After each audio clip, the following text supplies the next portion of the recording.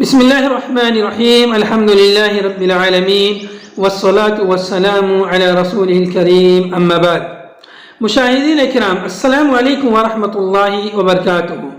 آج میں آپ کی خدمت میں کتاب نعمت المنان مجموع فتاوی فضیلۃ الدکتور فضل الرحمن المدنی رحمہ اللہ سے ایک اہم مسئلہ اللہ تعالیٰ کی صفات سے متعلق لے کر حاضر ہوا ہوں۔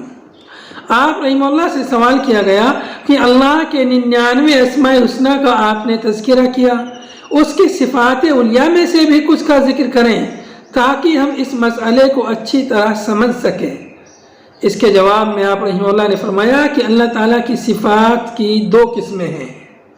نمبر 1 صفات ذاتیہ، جیسے ید یعنی ہاتھ، وجہ یعنی چہرہ، عین یعنی آنکھ وغیرہ۔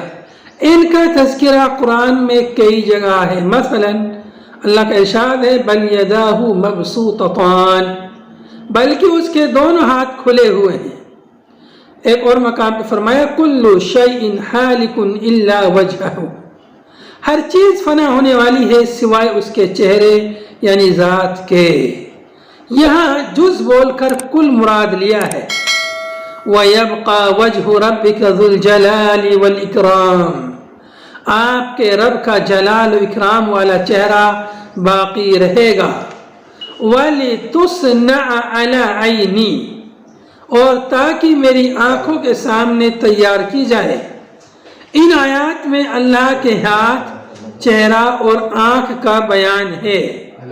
دوسری صفات فعلیہ جیسے سننا، دیکھنا، جاننا، کلام کرنا، پکارنا وغیرہ، ان کا بھی قرآن کریم میں مختلف مقامات پر ذکر ہے، جیسے آیت کریمہ اننی معکما اسمع و ارا، میں تم دونوں کے ساتھ ہوں، دیکھ اور سن رہا ہوں۔ یعلم ما بین ایدیہم وما خلفہم، وہ ان کے اگلے و پچھلے احوال کو جانتا ہے۔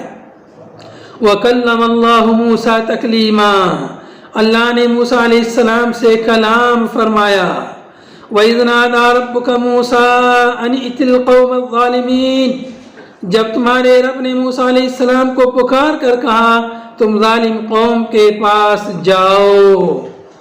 ان میں اللہ تعالیٰ کے سننے، دیکھنے، کلام کرنے، جاننے اور پکارنے جیسی صفات فعلیہ کا تذکرہ ہے۔